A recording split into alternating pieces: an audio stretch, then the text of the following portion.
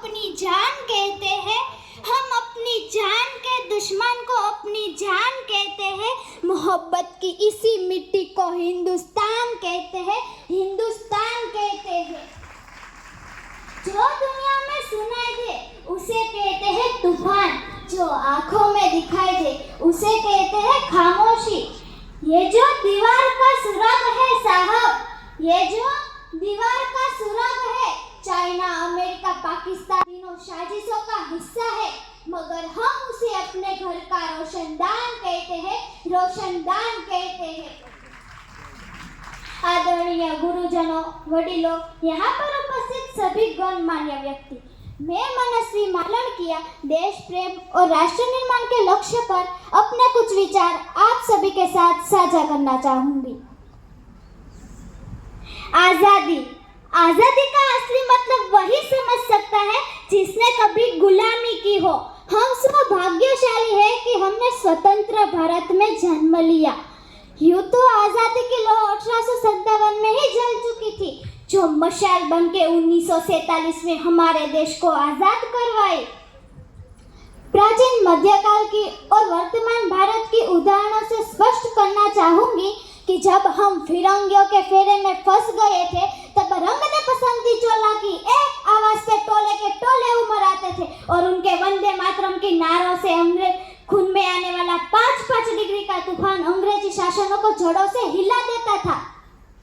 लोग मर जाते थे, मिट जाते थे, फांसी चढ़ जाती थी, तो भी वो अपनी देशभक्ति साबित कर रहे होते थे, क्योंकि उस दौर की देशभक्ति ही कसौटी थी।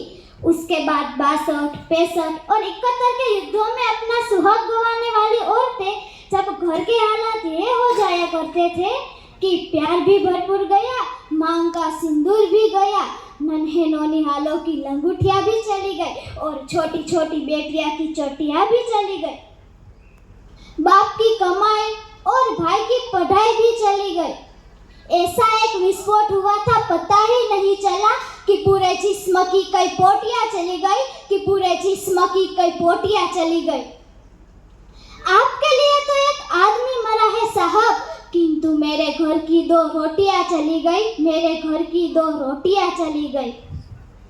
ऐसे हालात हो जाने पर भी एक माँ अपने बेटे को सरहद पर दुश्मनों की धज्जियां उड़ाने को भेज देती थी और खत लिखकर भेजती थी कि पुत्र मेरे घबरा न जाना, 1 इंच भी पीछे न हटना, चाहे इंच इंच कट जाना, चाहे इंच इंच कट जाना।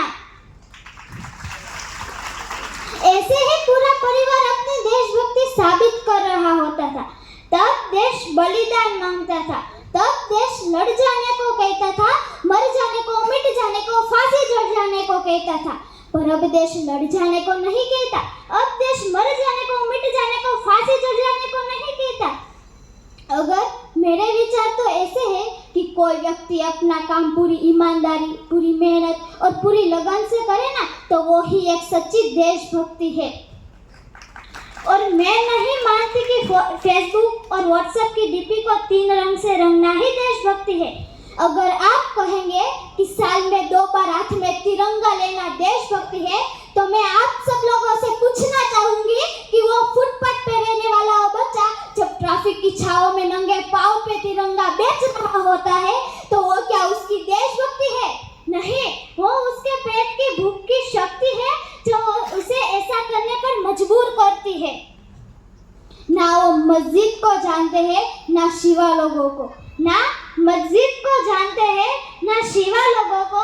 जो पेट के भूखी होते हैं ना साहब, वो सिर्फ एक भोजन के निवालों को जानते हैं, वो सिर्फ एक भोजन के निवालों को जानते हैं। अपने परिवार, अपने समाज, अपने देश के लिए समर्पण का भाव है देशभक्ति। हर देशद्रोही के जीवन में आने वाला तूफान है सच्ची देशभक्ति, ताकि हर देश मित्र समझ सके कि अगर तू परिंदा है तो ये आसमान तेरा है, अगर तू दरिंदा है तो ये स्मशान तेरा है, अगर तू दरिंदा है तो ये स्मशान तेरा है। भाईचारे से रहना है तो रही इस जमीन पर, वरना ये कब्र तेरी है, ये कब्रिस्तान तेरा है और ये कब्रिस्तान तेरा है। लेकिन एक देशद्रोही से ज्यादा देशभक्ति का बहार होती है जब एक बेटा अपने बूढ़े माँ बाप को वृद्धाश्रम छोड़ाता है। वो करा उठती है वो देशभक्ति के लोग जब मुसीबत में फंसे लोगों की जान बचाने से ज्यादा हम सेल्फी ले और अपनी लाइफ बढ़ाने में रहते हैं। इस दौर के वो युवा जिनके पर जिम्मेदारी थी, वो अपने देश, अपने समाज, अपनी राष्ट्र की आशा को बांधे रखने के लिए अब वो 4x4 इंच की छोटी सी स्क्रीन पर अपनी कोमल उंगलियों के घर्षण से अपनी भावनाओं की इमोजी भेज रहा है। 4 बोतल गुटखा काम मेरे रोजगार ने भारत का भविष्य तबाह कर रखा है कि 4 बोतल गुटखा ने भारत का भविष्य तबाह कर रखा है। और मैं बता दूं कि महिला सुरक्षा के मामले में भी हम आज चौथे नंबर पे आते हैं कि महिला सुरक्षा के मामले में भी आज चौथे नंबर पे आते हैं। हम ना एक ऐसे समाज में जीते हैं जहाँ पर पत्थर की मूर्ति को लगते हैं 56 भोग और भूखे नंगे सो जाते हैं लोग और भूखे नंगे सो जाते हैं लोग। मजदूर को मजदूर समझिए मजबूर नहीं कि मजदूर को मजदूर समझिए मजबूर नहीं, गरीब को काम दीजिए दान नहीं। अगर दान देना है तो जीते जी रक्तदान दीजिए और मरने के बाद अंग दान देकर किसी मरती हुई व्यक्ति को जीवन दान दीजिए, जीवन दान दीजिए।